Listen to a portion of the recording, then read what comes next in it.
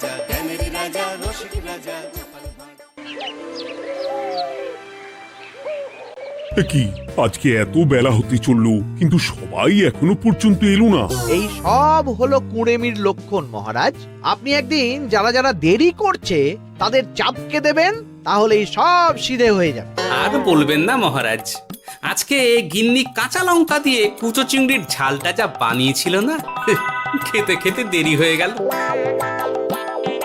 গোলগাপ্পি দেওয়ার আর জায়গা পাও না না?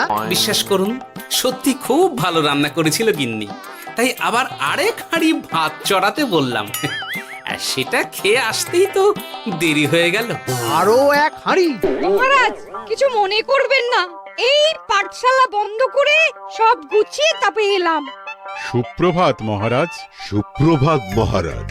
প্রভাত আজকে আর শুনেই, তোমরা সবাই এত কুঁড়ে হয়ে গেছো যে কি বলবো। মহারাজ, এই কুঁড়েমির আসল কারণ হচ্ছে চর্বি। কথায় আছে, যত বেশি চর্বি তত তাড়াতাড়ি মরবি। আপনি কি বলতে চাইছেন মন্ত্রী মশাই, যে আমি তাড়াতাড়ি মরে যাব আর আপনি মজা দেখবেন? ঠাকুর ঘরে কে, আমি তো কলা খাইনি ব্যাপার হয়ে গেল। গোপালের একদম মোক্ষম জায়গায় আঘাত লেগেছে, যাকে বলে ওই আঁতে ঘা। তুমি বেশি কথা বলো না বৈদ্য, ছুঁচ করে চালুনির বিচার। হ্যাঁ, বৈদ্য তো দেরি করেই এসেছে। আমার মনে হয় প্রত্যেককে এমন ভাবে প্রশিক্ষণ দেওয়া দরকার যাতে তারা একটু চনমনে হয়ে ওঠে। হ্যাঁ মহারাজ, তাহলে আগামীকাল থেকেই শুরু হোক ব্যায়াম আর অস্ত্র শিক্ষা। হ্যাঁ, কুঁড়ে থাকলে রাজ্যের কোনো বিপদ আপদেই সভাসদেরা কাজে আসবে না। ঠিক বলেছেন মহারাজ। তাহলে আর দেরি কেন, চলো সবাই এখনই আমরা মাঠে যাই। এই তো মহারাজ ভরপেট খেয়ে এলাম, এখনই মাঠে? ওসব অজুহাত দিয়ে লাভ নেই, চলো চলো চলো।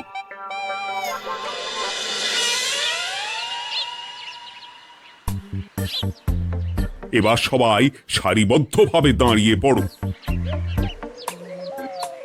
কি গোপাল কোথায়? মহারাজ, গোপাল আপনার পিছনে দাঁড়িয়ে আছে, চুপি চুপি। এই এই এই গোপাল, যাও যাও, মাঠের মাঝখানে গিয়ে দাঁড়াও। এই চাঁদি ফাটা রোদে কেন মহারাজ সুস্থ শরীরকে ব্যস্ত করছেন?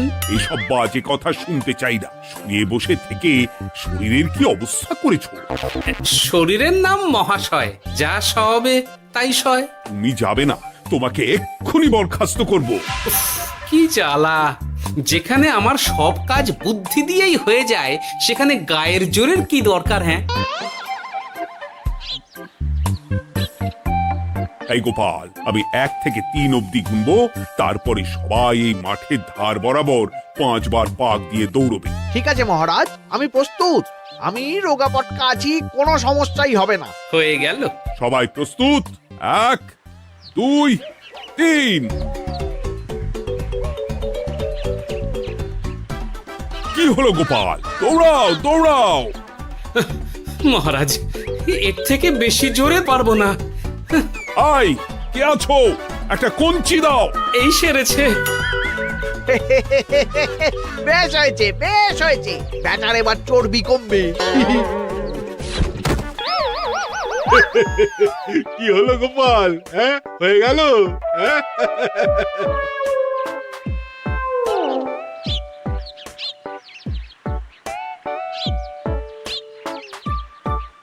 এই উল্টে উঠি, আমাদের দাদু উল্টে গেছে। হ্যাঁ, তাই তো দেখছি। চল চল গিয়ে দেখি। উফ, চেহারার কি অবস্থা বানিয়েছো গোপাল? হ্যাঁ, এতটুকু দৌড়তে গেলেই চিটপটাং। তাড়িয়ে দিন মহারাজ, এরকম বেঢপ চেহারা সভাসদকে আমাদের দরকার নেই। না না, তা বললে হবে নাকি গোপাল? তুমি এক্ষুনি বাড়ি চলে যাও, কালকে আবার মাঠেই দেখা হবে। এই দাদু, বাড়ি চলো। ওরে বাবা রে!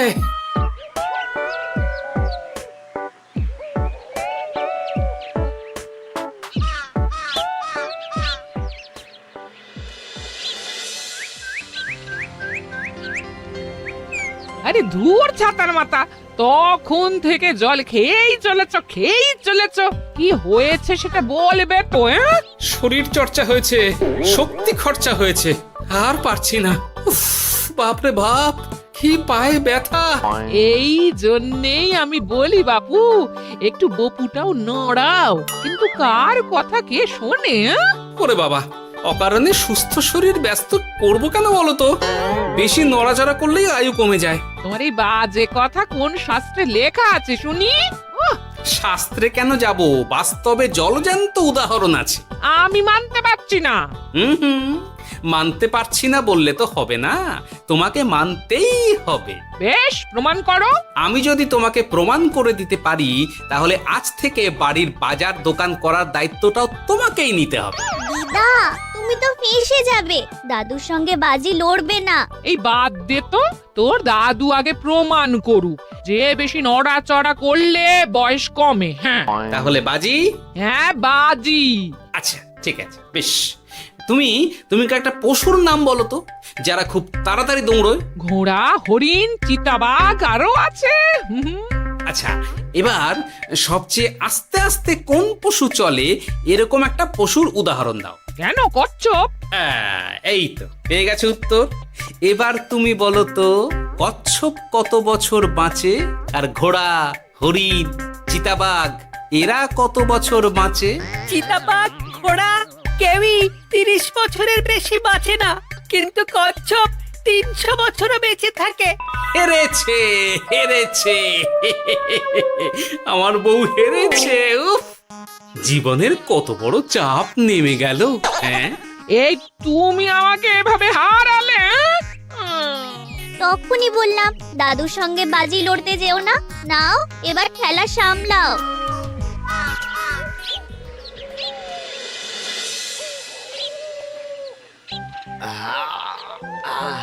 আরো ভালো করে মালিশ কর। আজকে ছোটাছুটি করে পা দুটো বেশ ব্যথা ব্যথা করছে। কালকে তো আবার অন্য পরীক্ষা। আরে আমার হালকা চেহারা আছে, সব সামলে নেব। কালকে তো অস্ত্র চালনা হবে, কালকে আমি কাঁপিয়ে দেব। কাঁপাতে তো হবেই মন্ত্রী মশাই। আমরা আপনার শরীরে এমন ঘষা মাজা করে দেব না, মনে হবে আপনি না একটা জলযন্ত্র অস্ত্র চালনা করতে যাচ্ছে। বাস এই তো চাই। বাবারি, আস্তে আস্তে। আরে বাবা, আপনার তো ইস্পাতের শরীর, ভাঙবে তবু মচকাবে না। চিন্তা করছেন কেন? ভয় পাবেন না, ভয়কে জয় করতে হবে। আরে আরে আরে, তোরা আমার কথাটার সাথে করছিসটা কি? মানুষটা মরে যাবে তো। চিন্তা করো না গিন্নি। বাবা, ওরা বলেছে আমার ইস্পাতের শরীর, ভাঙবে তবু মচকাবে না। একবার এই বুড়ো বয়সে হাত পা ভাঙলে কি সামলাবে শুনি? মন্ত্রী মশাই, আমাদের বকশিসটা দিয়ে দিন, আমরা কেটে পড়ি। বাবারে বাবা, দিচ্ছি। এনে এত খাটানোর পরে এতেই এখন খুশি থাক। হ্যাঁ,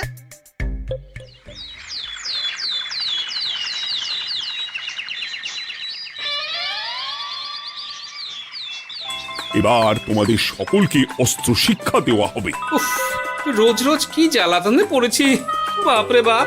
বাবা মা কাউকে ডাকার দরকার নেই, ভালো না লাগলে রাজসভা চাকরি ছেড়ে চলে যাও। মহারাজ, এটা তো উচিত নয়। যে যেটাই পারদর্শী তাকে সেটাই করতে দিন না। একটা বাঁদরকে যদি আপনি বলেন শিকার করে মাংস খেয়ে দেখা, সে কি পারবে মহারাজ? মহারাজ, গোপাল একটু বেশি কথা বলছে, ওকে আপনি বের করে দিন। আমি তোমার কথায় গলবো না গোপাল, তোমাদের সবাইকে এখন অস্ত্র শিক্ষা শিখতেই হবে। কর্তার ইচ্ছায় কর্ম, এখন তো আমার আর কিছুই বলার নেই। তাহলে আর দেরি কেন, তোমরা সবাই একটা করে ঢাল আর একটা করে তলোয়ার তুলে নাও। সেনাপতি, বলুন মহারাজ। তুমি সকলকে অস্ত্র শিক্ষা দেবে, তলোয়ার চালানো শেখাবে। এক এক করে প্রত্যেকে তোমার কাছে যাবে আর এক এক করে তুমি সবাইকে তলোয়ার চালানো শেখাবে। আচ্ছা মহারাজ, তাহলে ওই সবার প্রথমে চলে আসুন মন্ত্রী মশাই। হ্যাঁ, আমি প্রস্তুত। আমার শরীর ইস্পাতের মতো, ভাঙবো তবু মচকাবো না।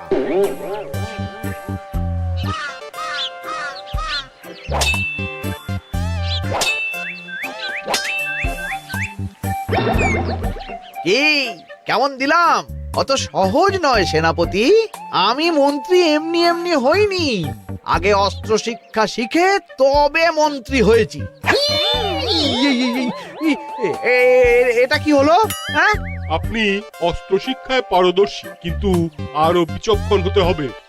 কারণ আজকে এই পাগড়ির জায়গায় আমি যদি তলোয়ার আপনার গলার দিকে চালাতাম, তাহলে কিন্তু আপনার এই ভবলীলা এখানেই সাঙ্গ হয়ে যেত। ঠিক আছে ঠিক আছে, মনে রাখবো। এবার বাকিদের তো ডাকো। হ্যাঁ, এরপরে তলোয়ার চালানো শিখতে আসবে গোপাল। গোপাল দাদু, গোপাল দাদু। বাবা বাবা বাবা, গোপাল তুমি আবার দল বল নিয়ে এসেছো। দেখি তোমার কত দম। গোপাল, তুমি প্রস্তুত হও। হ্যাঁ হ্যাঁ, আমি প্রস্তুত। ওরে বাবারে, এ তো ভয়ানক চাপের কাজ, আমাকে বেশ বেগ পেতে হচ্ছে। সামলাও গোপাল।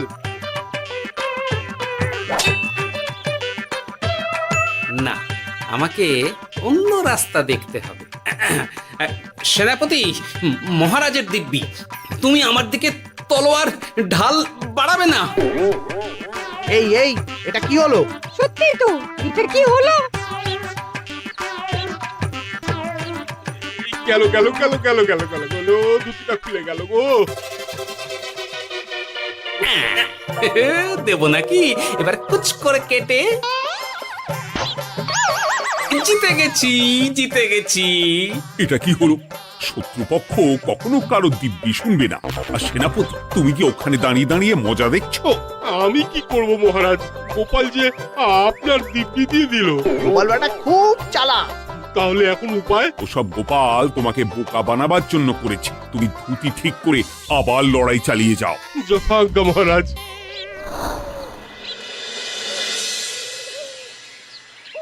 কিরে ন্যাপলা, তোদের দিদা আমার জন্য কি রান্না করে পাঠিয়েছে রে?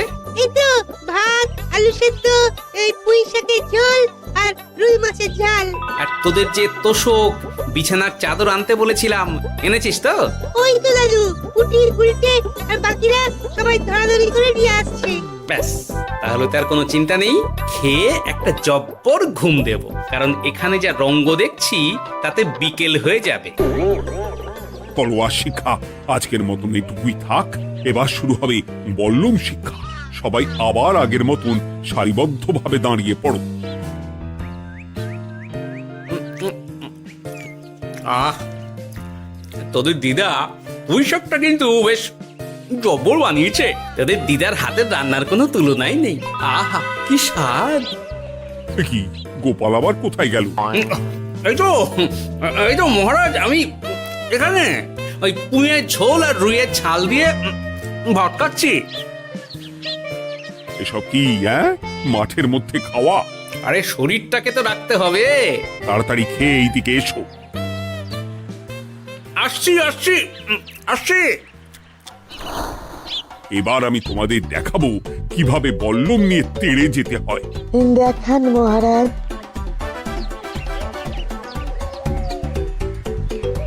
এ তো খুবই সোজা মহারাজ। ঠিক আছে, তাহলে বল্লম নিয়ে তেড়ে যাও দেখি। দিন, আপনার হাতের বল্লমটাই দিন।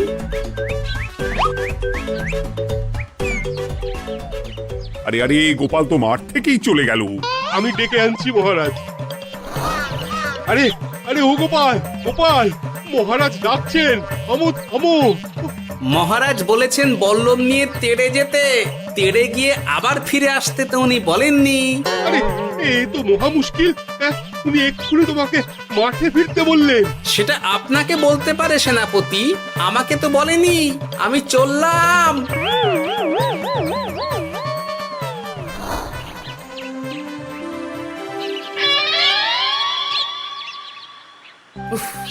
বাবারে বাবা, কি ঝক্কি! অনেক বুদ্ধি করে মাঠ থেকে খাটে চলে এসেছি। আমি আর উঠছি না। এ কি বলি, তোমাদের তো এখন অস্ত্র শিক্ষা নেওয়ার কথা। হ্যাঁ, তোমার বলা নেই, কোয়া নেই, অমনি বাড়ি চলে এলে। আরে বাবা, ওইসব অস্ত্র শিক্ষা মানেই সুস্থ শরীরকে ব্যস্ত করা, অসহ্য খাটনি, অযথা কষ্ট। কষ্ট করলে তবেই কেষ্ট পাওয়া যায়। হ্যাঁ, তোমায় আমি আগেও বুঝিয়েছি, যেখানে বুদ্ধি কথা বলে সেখানে দেহের শক্তি নীরব দর্শক গিন্নি। আরে বাবা, সে না হয় বুঝলাম, কিন্তু মহারাজ তো ভালোর জন্য সবাইকে অস্ত্র শিক্ষা দেওয়ার চেষ্টা করছে না? আরে বাবা, যার যা কাজ তাকে সেটা করালেই পারে। মহারাজ তো সেটা বুঝতেই চাইছেন না। আমি এখন ঘুমো।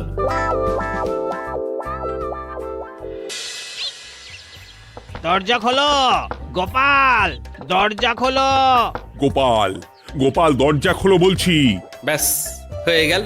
একটু শান্তিতে ঘুমাবো তার জো নেই। দরজা খোলো গোপাল। বলুন মহারাজ। তুমি কি পেয়েছোটা কি গোপাল? রাজসভায় দেরি করে আসবে, তারপর অস্ত্র শিক্ষার সময় ফাঁকিবাজি দেবে, এভাবে তো আর তোমাকে মনে হচ্ছে রাজসভায় রাখা যাবে না। মহারাজ, গোপাল তো মুখের কথার লোক নয়, ওকে তাড়িয়ে দিই। কেন মহারাজ? আমি কি এমন মহাপাপ করেছি যে আমাকে তাড়িয়ে দেবেন? এই যে আমার কথা শুনছো না, এটাই তোমার অপরাধ। অপরাধ নেবেন না মহারাজ। পণ্ডিতের দায়িত্ব পুজো করা, সভাকবির দায়িত্ব কবিতা বলা, সাহিত্য চর্চা করা, আর আমার দায়িত্ব হাসি মজা করে আপনার মন ভালো রাখা। কিন্তু আপনি আমাকে জোর করে যুদ্ধের ময়দানে ঠেলে দিতে চাইছেন। এটা আমার ইচ্ছে। আমিও তো মহারাজ ইচ্ছে করলেই অনেক কিছু করতে পারি। চোখ বন্ধ করে লক্ষ্য ভেদ করতে পারি, শুধু বুদ্ধি দিয়ে। আরে বাহ, এত বড় কথা! তাহলে মহারাজ, ওকে বলুন পরীক্ষা দিতে। কি পরীক্ষা?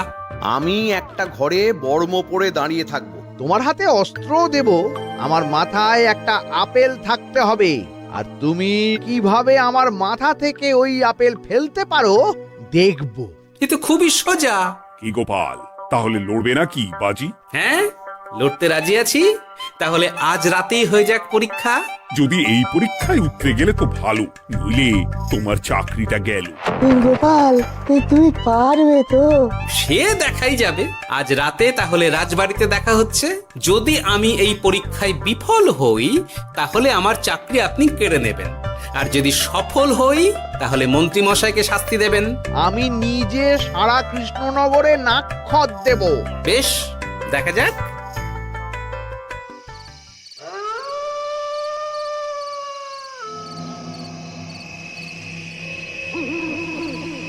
কি মন্ত্রীমশাই, ব্যবস্থা সব ঠিকঠাক হয়েছে তো? হ্যাঁ, এবার শুধু গোপালের পরীক্ষার পালা। আমি তাহলে বাইরে গেলাম, গোপালকে পাঠিয়ে দিচ্ছি।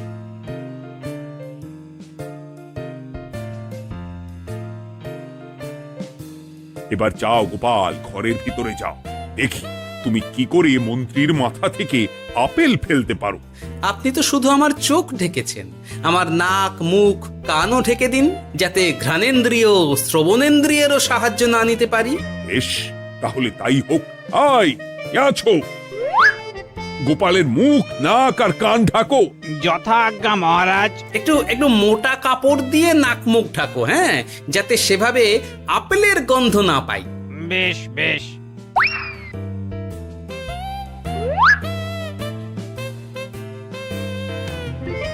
যাও গোপাল।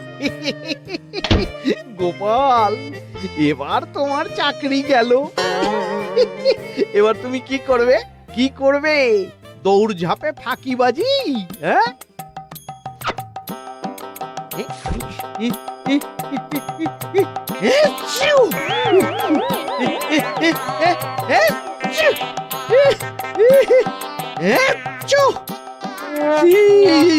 গেল গেল গেল গেল গেল, আপেল পড়ে গেল। আপেল পড়ে গেল? মহারাজ, এর মধ্যেই গোপাল আপেল ফেলে দিয়েছে। ঘরের ভেতরে চলো।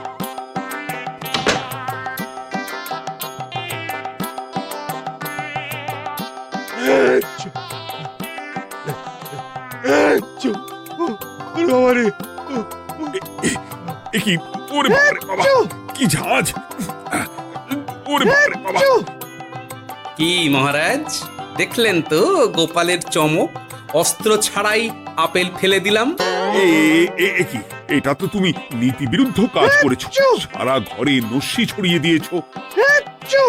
মহারাজ, হাঁটতে গিয়ে আপেল পড়ে গেছে। এবার সারা কৃষ্ণনগরে নাক্ষত দিতে হবে।